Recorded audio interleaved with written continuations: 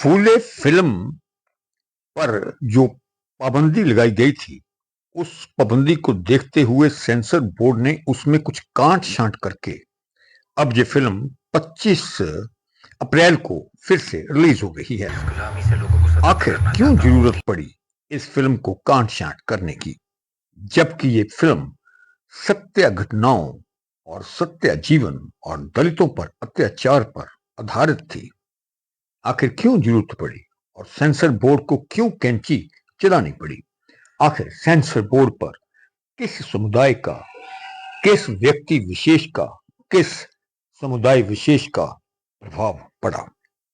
Film निर्माता अनुराग कश्यप ने समाज सुधारक ज्योतिराव फूले और सावित्रीबाई फूले के जीवन पर आधारित फिल्म फूले को लेकर हो रहे विरोध की आलोचना करते हुए कहा कि भारत में जातिगत मुद्दों को दर्शाने वाली फिल्मों पर प्रतिबंध क्यों लगाया जाता है, जबकि सरकार जातिवाद को खत्म करने पर तुली हुई है और नए कानून और बिल लाई जा रही हैं। फिल्म निर्माता निर्देशक ने फूले में सुझाए गए संशोधनों के लिए केंद्रीय फिल्म प्रमाणन बोर्ड सीबीएफसी की भी आलोचना की। फूले फिल्म में अभिनेता प्रतीक गांधी, अभिनेत्री प्रत्यलेखा ने इस सुधारवादी दंपत्ति की भूमिका निभाई है। यह फिल्म पिछले सप्ताह रिलीज होने वाली थी, लेकिन किसी विशेष समुदाय ने सेंसर बोर्ड पर अपना प्रभाव दिखाया और अब इसे 25 अप्रैल को सिनेमा घरों में कांट छांट के बाद रिलीज किया जाएगा। फिल्म का ट्रेलर 10 अप्रैल को ऑनलाइन जारी किया गया था, जिसके बाद महाराष्ट्र के ब्राह्मण समुदाय के कुछ सदस्यों ने यह कहते हुए आपत्ति जताई कि इस फिल्म में उनकी गलत छवि पेश की गई है, जबकि गलत छवि पेश नहीं की गई थी। ये कहना है अनंत महादेवन का, जो फिल्म के निर्माता हैं, और अनुराग कश्यप का। सोशल मीडिया मंच इंस्टाग्राम पर पोस्ट में कश्यप ने शनिवार को कहा कि मेरे जीवन में मैंने जो पहला नाटक किया वह ज्योतिराव और सावित्रीबाई फूले के जीवन पर आधारित था।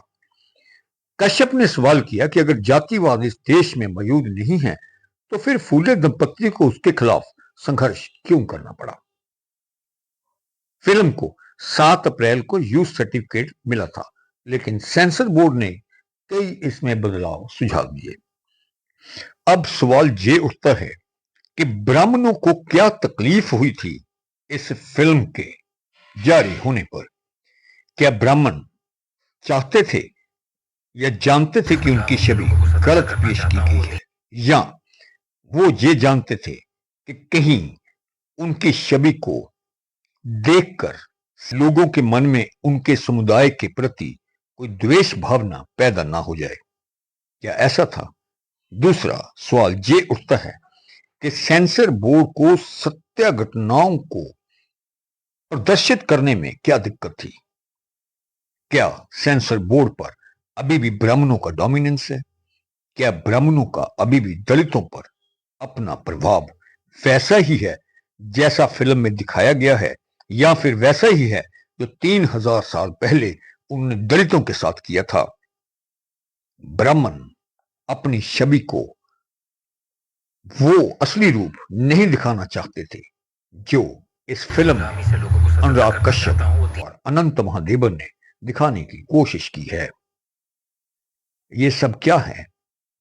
हम आपको बताना चाहते हैं कि इस फिल्म में जो दिखाया गया है दलितों के साथ, वो अभी भी भारत के कई हिस्सों में, कर्नाटका और इसके साथ लगते और कई राज्यों में दलितों के साथ अभी भी वैसा ही किया जाता है। चाय की दुकानों पर 3 तरह के गिलास अभी भी पाए जाते हैं। एक गिलास उच्च जाति के लिए, दूसरा गिलास मध्यम जाति के लिए, और कुल्हड़ कच्चा गिलास निम्न जाति के लोगों को दूर से ही अभी भी पकड़ाया जाता है। कहां है सरकार? कहां है सेंसर बोर्ड? कहां है ब्राह्मण? वह ब्राह्मण जो इस तरह की सोच रखते हैं। सारे ब्राह्मणों का इस तरह की घटनाओं से कोई लेना देना नहीं है, लेकिन एक विशेष विचारों वाले ब्राह्मण जो दलितों पर अपना वर्चस्व आज भी कायम रखना चाहते हैं। और सरकार सोई हुई है। सरकार कहने को तो संसद में गरजती है कि हमने ये भेदभाव को, अनटचेबिलिटी को एक कानून लाकर खत्म करने की कोशिश की है, लेकिन कहां खत्म हुआ है बता सकती सरकार? सरकार को नहीं पता, सरकार को सब पता है भाई। अब सवाल ये उठता है कि कब होगा ये खत्म, भेदभाव कब होगा?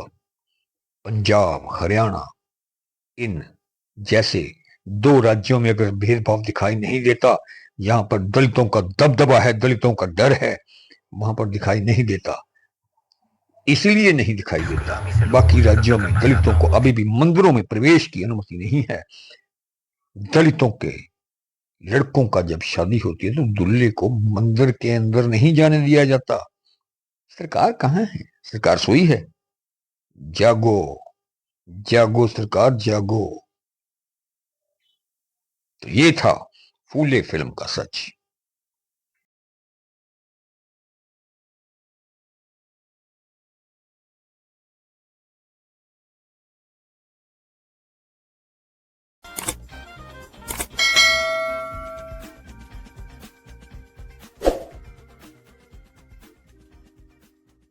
हमारे चैनल को लाइक करें, फेसबुक पर फॉलो करें और यूट्यूब पर सब्सक्राइब करें। Thank you.